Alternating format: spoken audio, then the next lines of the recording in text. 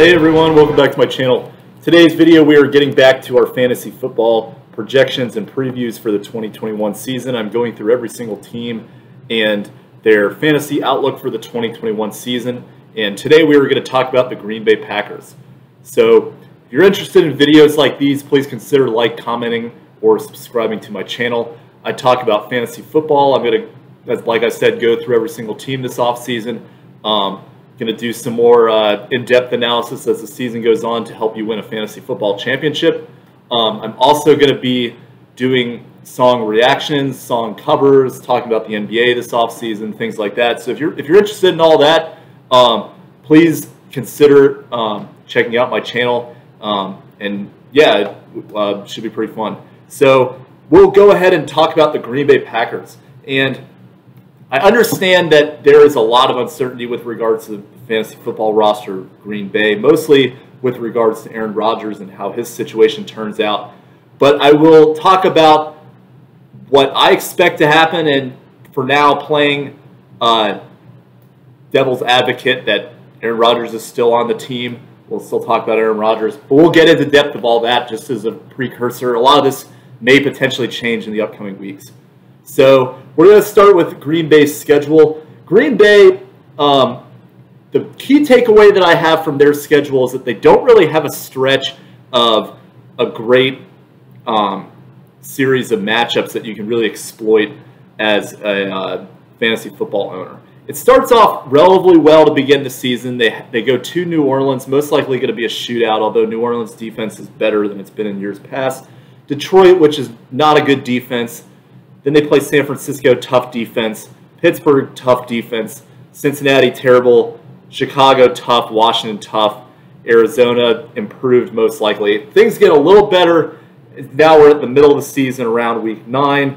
Kansas City, Seattle, Minnesota. Then they have a tough game against Los Angeles. So it's really difficult for them to have... It doesn't look like they really have a stretch where they're going to potentially just have a series of great matchups against bad defenses. But... And I think another thing to keep in mind, too, is that it's really going to depend on how Jordan Love does, if he is going to, in fact, be the starting quarterback for the Packers. And then their playoff schedule is not exactly the most ideal either. Week 15, they've got the Baltimore Ravens, which projects to be a tough defense. Then they play the Cleveland Browns, which is projecting to be an improved defense. And then the Minnesota Vikings, which is not as good a defense as they've been in the past, but they've had success at times of keeping the Packers' offense at bay.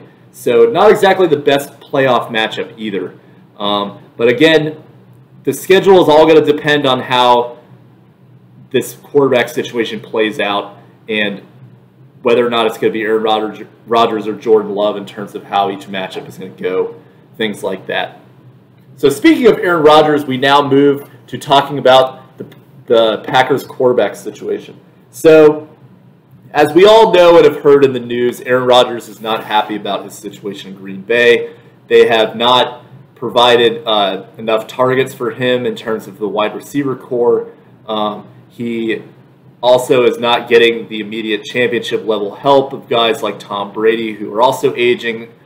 Tom Brady goes to a new team, and all of a sudden his fortunes completely turn around. So Aaron Rodgers is most likely trying to get himself in a situation where he could win now too. And I don't necessarily blame him for that. The only thing for me personally is that I don't know what situation would be better for him in the league. I think the short list of teams I can think of that need quarterbacks that would be instantly better with Aaron Rodgers and maybe Super Bowl contenders are the New Orleans Saints, but they're not exactly in the best cap situation to be able to even acquire Aaron Rodgers. Another one that comes to mind is Washington, but I don't really know if that's I know that they've gotten better with Ron Rivera, but they've mostly been a very unstable franchise. I'm not sure Aaron Rodgers would necessarily want to go into that situation either. Other teams that potentially come to mind are New England, but they also just took Mac Jones, so I don't really see them making that move either. The teams that people are talking about, like Denver, Las Vegas, things like that, honestly, that just doesn't make any sense to me because, one, those teams are not ready to compete for championships. They're not even really ready to even make the playoffs. Las Vegas has continually choked whenever they've had a chance to make the playoffs over the last 2 years, and Denver just seemingly can't get anything right since they won the Super Bowl. So, and the other thing to keep in mind is that they have Patrick Mahomes in that division. So why would he do that to himself? So I don't know what or where Aaron Rodgers is going to go. It's going to be definitely worth monitoring. But this is a guy that was the #1 overall quarterback in fantasy football last year. And generally, I had a previous channel where I talked about fantasy football as well. And in that channel, I particularly talked about how Aaron Rodgers is always overhyped and always taken way too high for his value in the fantasy football draft. And that's a theme that I think is consistent with a lot of these high-profile players like him, is that people know who they are, they're going to take them really high, but they cost themselves skill position players that will most likely be more beneficial because quarterbacks generally all perform without too much of a difference between the elite quarterbacks and the mid-level starters. The only exception to that is for running quarterbacks, which I personally like more. But Aaron Rodgers defied that last year. But with so much uncertainty about where he's going to be next year, I don't really see him as a must-have guy. He's probably going to get taken very high in the draft, and I personally would rather take a receiver or running back around the position that he's probably going to be going off the draft boards. We'll talk about Jordan Love. Jordan Love is a guy who was considered a project. He's kind of like last year's version of Trey Lance. People really are high on guys like that because that's the same situation that Patrick Mahomes was in. He was considered a project, not necessarily going to be a #1 overall draft pick, but he clearly is proving now that he should have been the #1 overall draft pick, or at least taken higher than Trubisky and Deshaun Watson. So they like that potential around Jordan Love, and Green Bay has done well with having quarterbacks that are Hall of Fame level guys. They went from Brett Favre to Aaron Rodgers, and it's hard to really get much better than that. So they obviously see something in Jordan Love that impresses them. So I don't know how it's going to go necessarily, though. I mean, he's going to have a great team around him. These are some very high-level talented players. But I think if it is Jordan Love, I think that he's a guy that I would not necessarily feel comfortable drafting at this time. He's a very high risk, high reward player. It's going to be interesting to see where he goes in draft. But if he's going to really fall in draft boards, he might be a guy I take a flyer on. But I'm not necessarily jumping out of my seats to try to get Jordan Love if he is going to, in fact, be the starting quarterback for this team. So we now move to running backs. And the running back core for the Green Bay Packers starts and ends with Aaron Jones. Aaron Jones has been excellent the last 2 seasons. He's kind of flown under the radar for a few years before that, but in 2019 he broke out. He was the #2 running back behind Christian McCaffrey, and Aaron Jones was just an excellent player. Really improved as the season got along. Scored a lot of touchdowns. So a lot of people were kind of skeptical of, like, is he going to keep up this load as a high touchdown guy? But he proved that he could. And in 2020, he was the #5 running back. And this is even in spite of the fact that he missed some games. So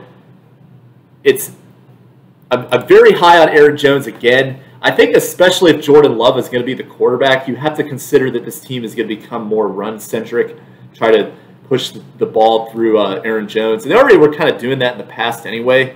But I really like Aaron Jones. And the thing is with him is that he still is not viewed as a top 5 running back in the league. But the guys that are going to go at the top of the fantasy football draft board are going to be guys like Christian McCaffrey, Saquon Barkley, Derrick Henry, Alvin Kamara will probably be up there, Dalvin Cook.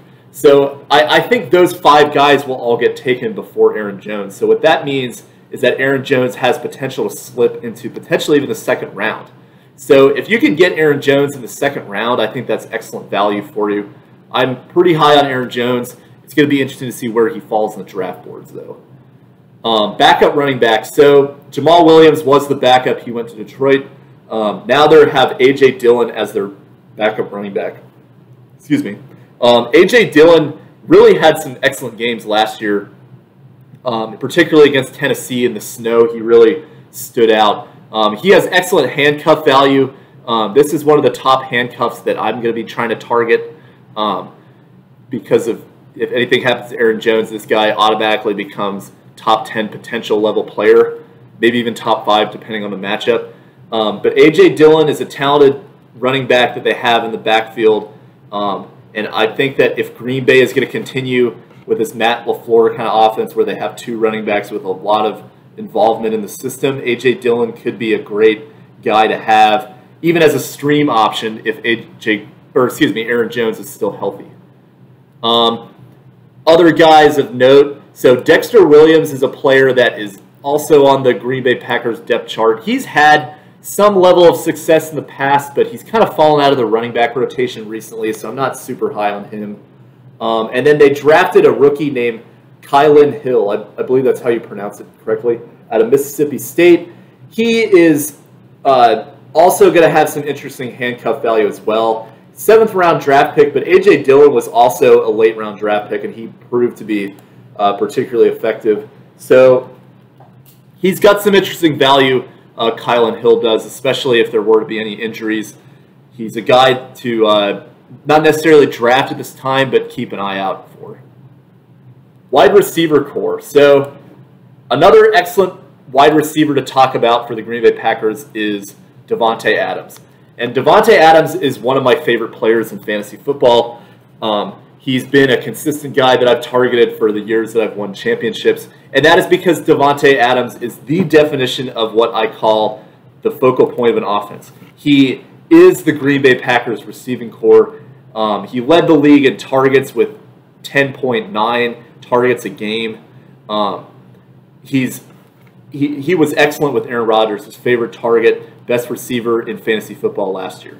So you might be concerned about his value, though, with Jordan Love stepping into the seat. But for me personally, I'm not. Because with this offense and the lack of other receivers stepping up consistently to be a top target for the Green Bay offense, I think Adams will continue to have excellent value, a lot of targets, even with Jordan Love at quarterback.